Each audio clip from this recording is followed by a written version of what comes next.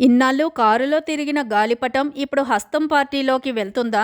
ఎన్నికల ముందు వరకు ఒక లెక్క, ఎన్నికల తర్వాత మరో లెక్క అన్నట్టుగా కాంగ్రెస్ ఎంఐఎం మధ్య కొత్త బంధం ఏర్పడబోతుందా?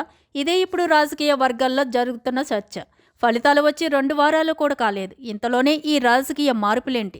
రాజకీయాల శాశ్వత శత్రువులు, శాశ్వత మిత్రులు ఉండరని చెబుతుంటారు.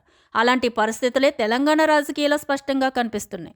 మొన్నటి వరకు సవాళ్లు ప్రతి సవాళ్లతో హీటు పుట్టించిన కాంగ్రెస్ ఎంఐఎం మధ్య పాత పొత్తు కొత్తగా పొడిచిందా అన్న చర్చ మొదలైంది.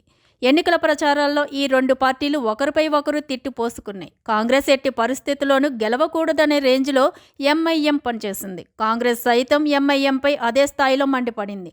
కానీ అవన్నీ మర్చిపోయి ఇప్పుడు స్నేహహస్తం అందుకుంటున్నాయి ఈ 2 పార్టీలు. మొన్నటికి మొన్న ప్రోటెం స్పీకర్ ఎన్నిక అందరినీ ఆశ్చర్యపరిస్తే, ఆ తర్వాత గ్రేటర్ హైదరాబాద్పై సమీక్ష చేస్తున్నప్పుడు అక్బరుద్దీన్ సీఎం రేవంత్ రెడ్డి పక్కనే కూర్చోబెట్టుకోవడం హాట్ టాపిక్గా మారింది.